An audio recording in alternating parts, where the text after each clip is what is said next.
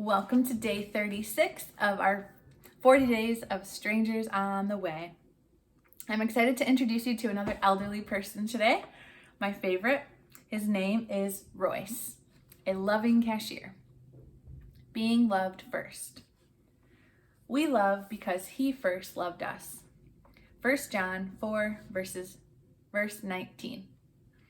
After driving to pick up a printing job for work, I made a split-second decision to stop at the local grocery store across the street on the way home.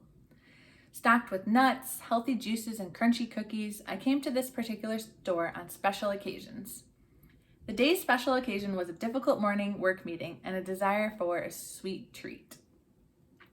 I placed my groceries in a bread basket, made my way to the front of the store to check out, and glanced at the cashiers to see what lane was open. One of the cashiers caught my eye, and his lane became available, so I stepped in that direction, but noticed a wheelchair symbol and stopped.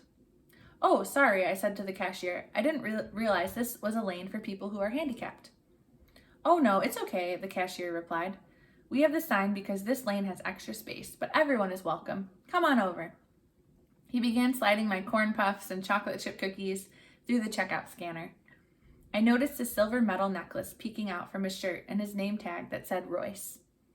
"I like your necklace," I said. "It's really unique." He touched the metal emblem and smiled. His eyes were wrinkled and kind.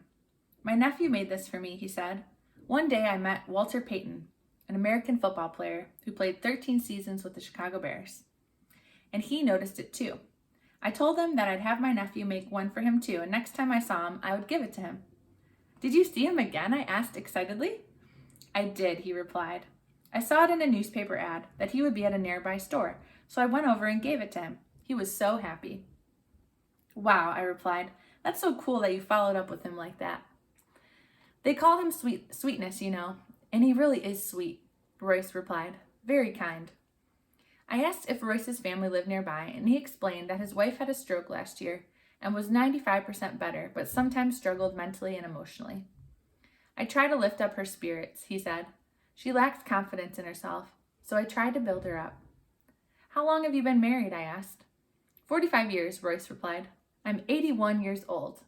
"Wow, that's amazing. How did you meet?" "It was a setup," Royce said with a smile. "A friend of mine said he knew the perfect girl for me, but I lived in New York at the time, and she lived in Chicago. Finally, after some time, I met her in Chicago for a first date, and I instantly fell in love. We talked on the phone over the next year, and my long-distance bill was so high." He laughed. "After that year, we met and went on our second date. We discussed marriage, and that was that. We got married after our second date. It's funny, the longest time I ever spent with her at that point was on our honeymoon." "Wow, and now here you are, 45 years later," I responded. "Pretty risky," Royce joked. "I love her so much. In this season, I serve her a lot. I cook and clean and take care of her." "That is a lot, and you work here too. How do you refill your cup?" I asked. "Knowing how much she loves me fills my cup," Royce said. I felt my heart melt inside. Royce went on to show me some of his artwork. He's an oil painter, and photos of his family, and then we noticed the line was forming in his lane. "I better go," he said as customers behind me lined up. "I really enjoyed this. It was such a pleasure to meet you." "It was such a joy to meet you too," I replied. I picked up my brown grocery bag and exited the automatic doors, my heart full from the story of a stranger. Let's wonder. 1 John 4:19 says, "We love because he first loved us." Royce loved and served his wife because he knew she loved him. Love empowers us to love. Do you know that God loved you first too? Before you were born, he chose you because he loves you. How does that make you feel?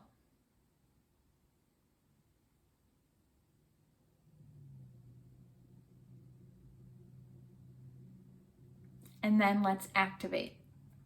Ask God, how are you loving me today? Our love for him is a response to his love for us. How are you going to let him love you today? Ask God, how are you loving me today? Or what do you love about me? This is one of my favorite questions to ask when I wake up in the morning. What do you love about me? God, what do you love about this person listening? And if it's encouraging and kind and builds you up, then it's God. If it's not, it's probably not God. Well, I know it's not God. His voice is gentle and kind. God, how are you loving this person today? What do you love about them? And then let's yield. I invite you to pray this prayer with me. God, thank you that you love me first. And as a response to your love, I have the opportunity to love you back. Open my eyes to see your love for me today and help me love others with the love you have first given me. Amen.